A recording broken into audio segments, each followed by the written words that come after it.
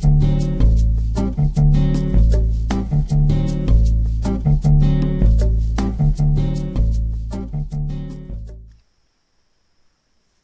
morning, everybody. Welcome to the Trading Market Technicals Morning Call video for Friday, August the 2nd.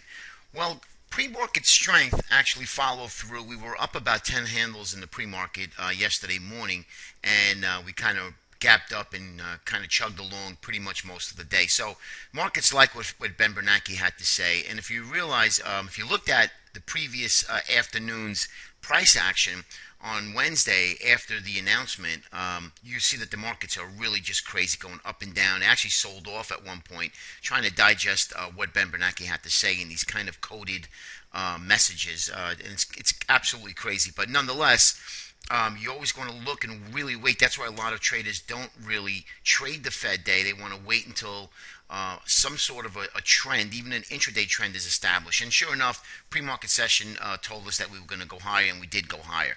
Now, markets are in buy mode here. Now, we do have non-farm payrolls come out today at 8:30, so you really have to watch about that. That could be a monkey wrench. I don't think so. I really don't think that's the case. There's no reason. I'm pretty sure they have a good handle on what the numbers are going to be. But if it is something that the markets don't like, remember, we are at lofty levels, guys. I mean, we are really at these levels where the markets can sell off 2, 3, 4% in a matter of a couple of days. And there's no fear at all. So there's a lot of buying going on up here. And if the market did want to pull back and sell off, there's going to be a lot of buyers that are going to be trapped up here looking to get out. So just keep that in mind. Again, it's just hearsay. I don't think that's going to happen. But there's something that you really have to keep in mind if you're holding positions. I am not. Have no desire to hold any positions except a couple of trades that I have been looking at that some triggered and some did not. So we're going to go over a couple again, and one is, as you know, gold and oil. I was looking at TLT. TLT did not trigger, as you know. Why? Obviously, we had market rally. Looking for a counter trend around that just basically sold off. But I want to show you a couple of things. I am using another computer. My one computer is giving me some problems this morning, so the layout isn't exactly what it's supposed to be, so I do apologize. That'll be all up and running by Monday's video. But anyway, we have here, and I like to look at certain sectors to get an idea. Well, everything right now, as far as the longer-term picture, intermediate to longer-term, let's say, is really looking well. I mean, next really target in the S&P 1710, and that's going. We could get there today or tomorrow, actually. Here's the consumer staples versus the consumer discretionary. And as we all know, consumer discretionary really needs to lead when the markets are rallying versus consumer staples. And that's exactly what you have here. As you can see, the ratio is lower and lower, lower highs, lower highs. So this is what you want, money coming out of consumer staples and going into consumer discretionary. And here's where I want to show you. Here we have the consumer discretionary, and as you can see, that has made new highs. Nice big bull flag consolidation for a good month of July, and bam, we caught the 20-day moving average and we've shot up. This is perfect. There's nothing wrong with this at all. We have our ratio chart to the SPY. As you can see here, clearly following suit.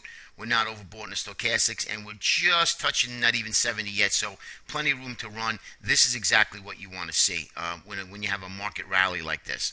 Okay, here is crude oil and the USO with the bullish percent ENER, and this here is what I was looking for in this area, but again, sometimes it's so fast. We had a big move up on Wednesday, and yesterday we just gapped up out of the stratosphere. So this chart is what I was looking for to get long.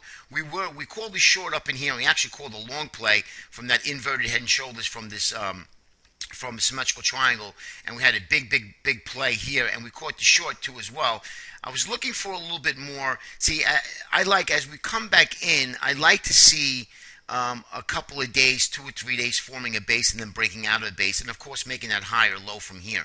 But it didn't really give it to us. We just really shot out from here, and then we gapped up higher again. So now we're coming into the bullish percent index of the energy, getting into these lofty levels. And here, when you get into the 90-95 area, that's a sell zone. So we're going to stay away from crude oil again. We missed the buy here, but it's okay. We caught nice Nice. We had nice calls in the long and the short. And we're looking to get long again, but this here, again, it just was too fast. You'd have to close your eyes to get long that, and that's not what we're about, right? We want to take calculated trades, calculated risk, and have the wind behind you. So this here, we're going to have to wait a little bit now. Maybe this comes back down again, breaks this area to get down here. But we're at these areas here with the bullish percent energy sector. I'm going to stay away from that for now. Here's gold. Gold tagged the 1350. That's the area that I was looking for, that 1350 to 1416. As you can see, that was a 38% retracement. It hit it by a penny on Wednesday, and that was it. Now gold's at 1308. Now trading at 1292, I believe, in the pre-market. So if gold starts to sell off even more, then I'm going to have to look to be a better buyer than a seller. Maybe gold flags a little bit, and you can see here on the daily chart, maybe that might happen here. As you can see, we had a bear flag, and now we're breaking out of that bear flag. Maybe this produces some sort of a bull flag down here and then pops up one more time and fails. So we'll keep an eye on gold, but gold is definitely a better short at the moment than a buy.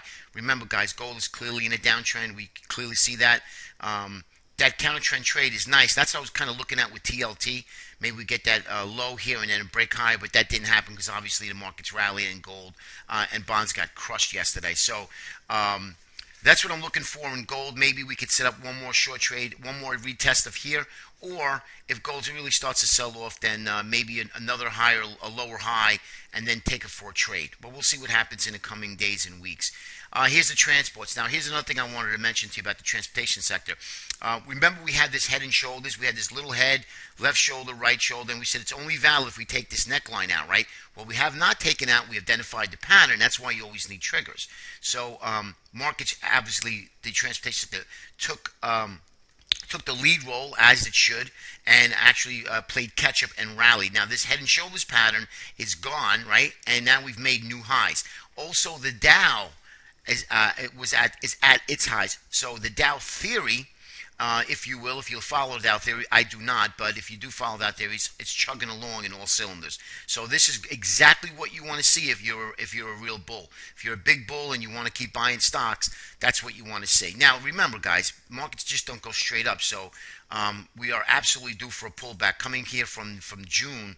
Up about 20 days, consolidated about 6, and now rallied again. I mean, this is a pretty extended market, and I think the market's a little bit ahead of itself. But nonetheless, it is what it is. Remember, also, the summer doldrums produces exaggerated rallies or sell-offs because there's lack of market participants here. Okay, so here's the S&P 500. As you can see, took out the highs, looking great. Nothing wrong with that. And here's Apple.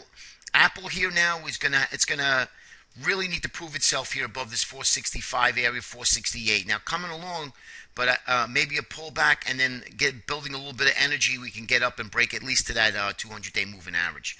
And then of course here's the transportation sector, the IYT ETF. I'm going to take this out. This now does not exist anymore, and we're just going to remove that. As you can see here, get the right shoulder out of the way.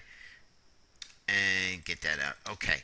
And now we took out the highs. So same thing as the transportation futures, the TRAN, this is the ETF.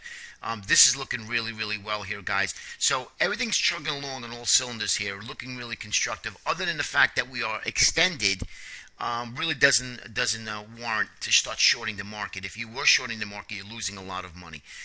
Stick with the trend. The trend is your friend. Unfortunately, I know it's an old saying, but it does hold true, guys. You shouldn't be fading the market. Now, what you should be looking for, and what we look for, we like to look for gap plays and then obviously trade setups for during the day.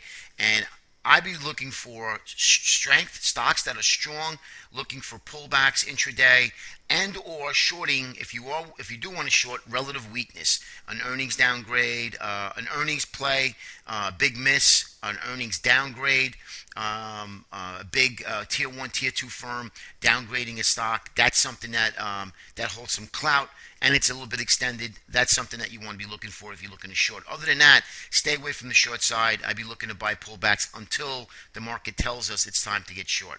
Have a great day. Enjoy the weekend, and we'll speak to you on Monday with a big update. Take care, everybody.